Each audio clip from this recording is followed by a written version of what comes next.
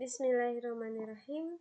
Assalamualaikum warahmatullahi wabarakatuh. Bagaimana kabar kalian, anak-anak kelas 6 hari ini? Semoga kalian masih terus semangat dan selalu dalam lindungan Allah Subhanahu wa Ta'ala. Hari ini kita masih akan belajar tema pertama, subtema pertama, muatan ilmu pengetahuan alam. Namun tentunya dengan pembahasan yang berbeda. Sebelum kita masuk ke materi pembelajaran kita hari ini, bagi kalian yang belum subscribe, jangan lupa untuk mengklik tombol subscribe, lalu nyalakan lonceng notifikasi agar kalian terus mendapatkan video terbaru dari Ibu. Seperti biasa, sebelum kita belajar, yuk kita mulai dengan membaca doa. Bismillahirrahmanirrahim. Rabbi zidni ilma warzuqni fahma waj'alni minas shalihin. Ya Allah, tambahkanlah aku ilmu dan berilah aku kemampuan untuk memahaminya, dan jadikanlah aku termasuk golongan orang-orang yang saleh. Amin. Yuk kita langsung masuk ke materi pembelajaran kita hari ini. Di video sebelumnya, kita telah membahas tentang perkembangbiakan tumbuhan secara generatif.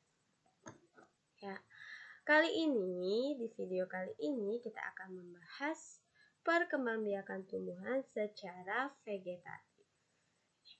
Sebagai pengingat, perkembangbiakan tumbuhan secara vegetatif adalah perkembangbiakan yang dilakukan secara tidak kawin, sehingga di dalamnya tidak terjadi pembuahan sel kelamin jantan yaitu sperma dengan sel kelamin betina yaitu sel telur. Dan tahukah kalian, perkembangbiakan tumbuhan secara vegetatif itu dibagi menjadi dua. Yang pertama ada vegetatif yang terjadi secara alami. Yang kedua vegetatif yang terjadi secara buatan. Apa sih vegetatif yang terjadi secara alami itu? Yaitu vegetatif yang proses perkembangbiakannya terjadi secara tidak kawin dan terjadinya itu secara alami tanpa adanya bantuan manusia. Sementara vegetatif buatan adalah proses perkembangbiakan yang terjadi secara tidak kawin dan tentunya terjadi dengan adanya bantuan manusia. Itu namanya buatan. Berikut ini beberapa contoh ya. Tumbuhan yang berkembang biak secara alami, yaitu yang pertama spora.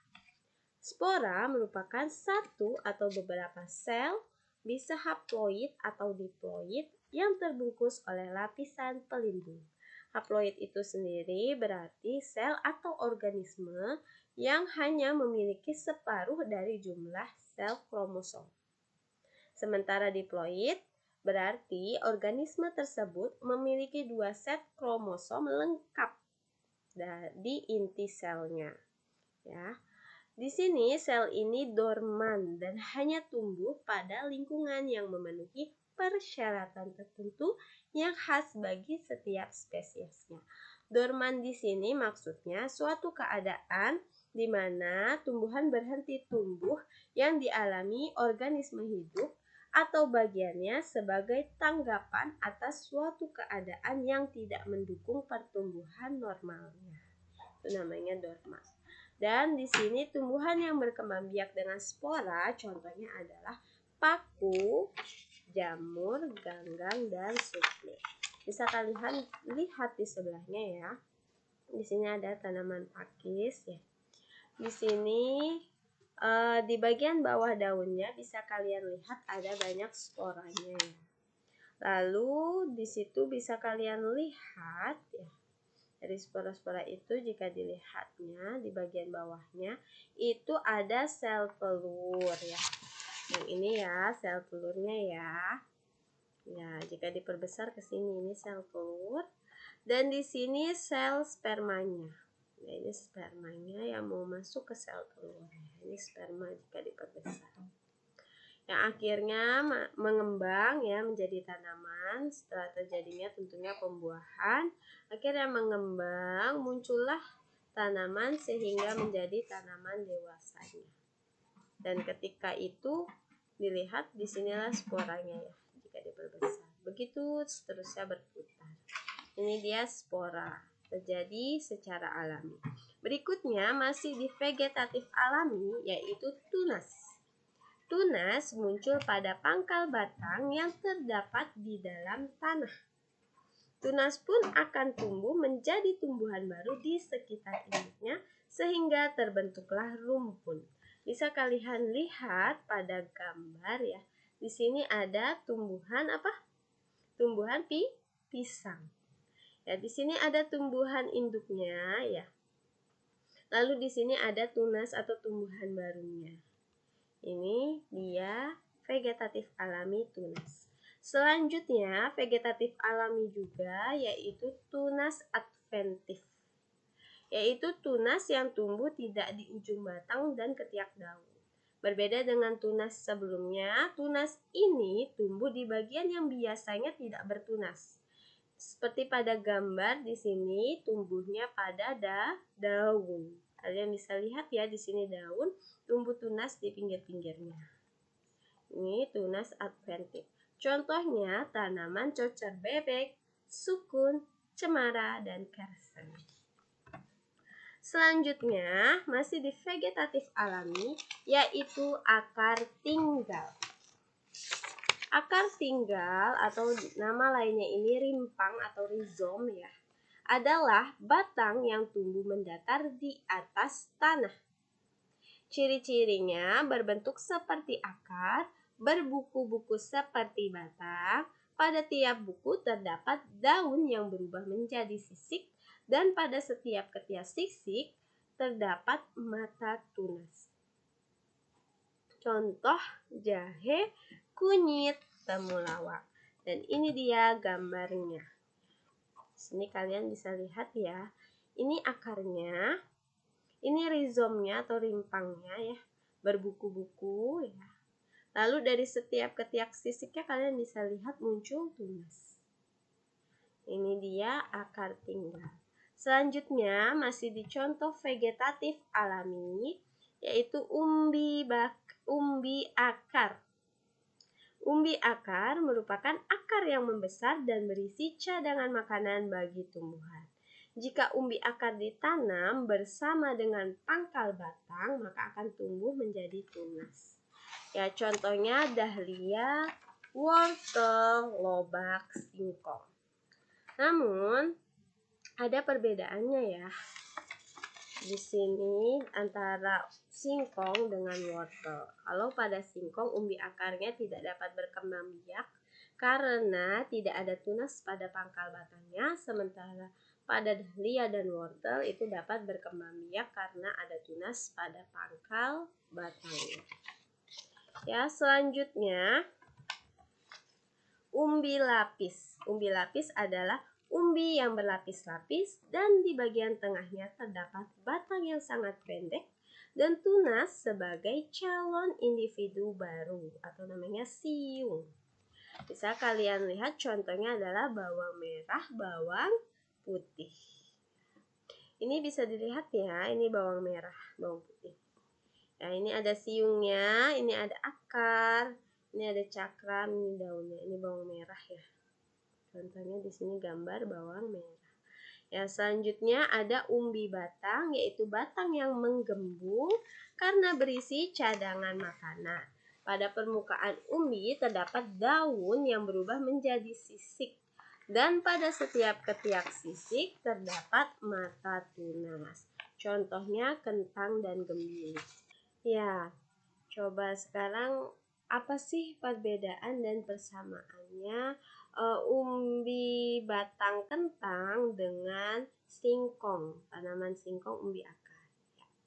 Persamaannya keduanya sama-sama umbi, dan keduanya sama-sama berfungsi sebagai cadangan makanan bagi tumbuhan.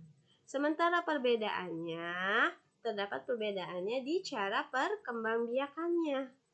Ya, kalau kentang kalian bisa tanam, ya, bisa langsung ditanam dan maka akan tumbuh, ya, bisa tumbuh dari kentang yang ditanam itu menjadi tanaman baru. Sedangkan singkong tidak bisa ditanam lagi. Karena tadi sebelumnya sudah dijelaskan bahwa singkong bukan alat perkembangbiakan dan dia tidak memiliki tunas ya. Jadi tidak muncul tanaman barunya. Dan biasanya dia memiliki cara sendiri untuk menumbuhkan tunas baru atau tanaman barunya, yaitu dengan memotong batang lalu menancapkannya ke tanah yang subur, yaitu dengan kata lain menyetek. Itulah dia perbedaan singkong dan kentang. Selanjutnya, di sini ada contoh terakhir dari vegetatif alami, yaitu geragi. Geragi adalah batang beruas-ruas yang tumbuh menjalar. Ruas ini bila mengenai tanah akan tumbuh akar dan tunas baru. Ya, geragi di sini nama lainnya adalah stolon. Ya, makanya kalau digambar di sini ada tulisannya stolon. Di sini tanaman baru tumbuh dari kuncup ya. Dari kuncupnya tumbuh. Ini akar, ini tanaman induknya. Ini geragi. Ya, kita masuk ke contoh dari vegetatif buatan. Ya. Di sini ya, macam-macam perkembangbiakan vegetatif buatan. Yang pertama adalah mencangkok. Mencangkok adalah memperbanyak tumbuhan dengan cara memotong dahan tumbuhan induknya. Tumbuhan yang dapat dicangkok biasanya tumbuhan dikotil atau biji berkeping dua. Pada video sebelumnya kalian bisa lihat biji dibagi menjadi dua jenis ya, ada biji dikotil dan ada biji monokotil. Ya. Ini dia cara-cara mencangkoknya. Yang pertama, buat keratan melingkar berjarak 3 sampai 5 cm. Bisa kalian lihat ya, ini. Nih ada keratan melingkarnya. Lalu selanjutnya kupas kulit batang sampai kelihatan kambiumnya. Ini kalian kupas ya. Bisa kalian lihat ini, dikupas dengan pisau sampai kelihatan. Lalu selanjutnya bersihkan kambium dengan cara mengerok. Bisa kalian lihat ya, ini kekerok ya. Lalu selanjutnya keringkan cangkokan beberapa hari, yaitu 2 sampai 4 hari. Ya. Dan tutup cangkokan dengan tanah gembur yang dibalut sabut, kelapa atau plastik. Contohnya mangga, rambutan, jambu. Selanjutnya ini dia caranya yang secara lengkapnya bisa kalian lihat. Ini yang pertama, ini yang kedua, ketiga, dan seterusnya. Selanjutnya masih di vegetatif buatan, yaitu dengan cara menyetek. Menyetek ya, adalah memperbanyak tumbuhan dengan menancapkan atau menanamkan potongan-potongan batang tumbuhan induknya. Tumbuhan yang dapat disetek biasanya ketela pohon atau singkong seperti tadi sudah dibahas, tebu, mawar, melati, dan kangkung. Ini dia cara menyeteknya. Yang pertama, pilih batang yang sudah cukup tua, yaitu batang bagian bawah ya. Ini bisa dilihat. Lalu selanjutnya potong dan biarkan beberapa hari di tempat teduh. Ya. Lalu tanam batang pada tanah yang sudah dicangkul. Contohnya tadi singkong ya. Nah, secara lengkapnya bisa kalian lihat caranya seperti ini ya. Ya, selanjutnya cara vegetatif buatan yang selanjutnya adalah mengetem. Mengeten atau menyambung adalah menggabungkan batang bawah dan batang atas dari dua tanaman yang sejenis dengan tujuan memperoleh sifat yang unggul. Jadi di sini menggabungkan dua sifat unggul dari dua tanaman sehingga terperoleh satu tanaman yang memiliki sifat unggul ya. Caranya yang pertama, potong secara diagonal batang bawah dan batang atas. Ukuran batangnya harus sama ya, keduanya ya. Yang selanjutnya, buat celah pada batang atas dan batang bawah. Nah, ini dibuat celah ya. Lalu temukan batang atas dan batang bawah sampai kambium dari kedua batang bertemu. Atau dengan kata lain disatukan. Kalau sebelumnya terpisah, sekarang disatukan. Yang terakhir, ikat dengan tali rafia. Contohnya adalah tomat yang berakar kuat namun memiliki buah yang tidak manis ya. Disambung dengan tomat yang buahnya manis tapi akarnya lemah. Sehingga nanti hasilnya apa? Hasilnya tomatnya berakar kuat dan berbuah manis. Ya, ini cara mengetem. Selanjutnya, ini secara lengkapnya ya. Ada batang gambarnya, batang bawah, batang atas digabung. Yang selanjutnya, vegetatif buatan yaitu merunduk. Di sini, merunduk adalah memperbanyak tumbuhan dengan cara merundukkan batang atau cabang ke tanah sehingga tumbuh akar. Setelah akarnya tumbuh banyak, cabang yang berhubungannya dengan tumbuhan induknya dipotong. Contohnya alamanda, anyelir, apel. Ya. Berikut caranya. Yang pertama, rundukan batang tanaman. Bisa kalian ya lihat di sini ya. Ini ya ceritanya ada batang tanaman lalu dirundukkan. Yang selanjutnya dibenamkan batang ke dalam tanah. Dibenamkan. Selanjutnya potong batang yang dirundukkan jika sudah mengeluarkan banyak akar. Jadi ini udah banyak akar, ini tanaman induknya tadi. Ini tanahnya, ini tadi yang dirundukkan, sudah banyak akar dipotong. Lalu tanam hasil rundukan di tempat lain.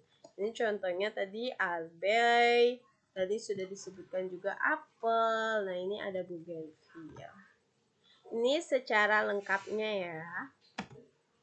Selanjutnya, vegetatif buatan yang selanjutnya adalah menempel. Atau dengan kata lain namanya okulasi. Yaitu menempelkan mata tunas dari dua tanaman yang sejenis tapi beda sifat. Ya, misalnya mangga mana lagi dengan mangga harum manis. Pada dasarnya tujuan okulasi ini sama dengan tujuan tadi mengeten atau menyambung, yaitu menggabungkan sifat unggul dari dua tanaman sehingga diperoleh satu tanaman yang memiliki gabungan sifat unggul. Caranya yang pertama, iris kulit batang yang akan ditempel berbentuk segi empat. Selanjutnya, tunas yang akan ditempel diiris sebesar irisan pada batang. Jadi ini pohon pertama yang mau ditempel dipotong. Ini pohon kedua yang sudah bertunas, mau muncul tunas dipotong. Selanjutnya, irisan tunasnya ditempel pada batang, kemudian diikat seperti gambar. Lalu jika tunasnya sudah tumbuh, batang bagian atas tunas dipotong agar tunas tumbuh lebih cepat. Contohnya jeruk, alpukat, dan rambutan.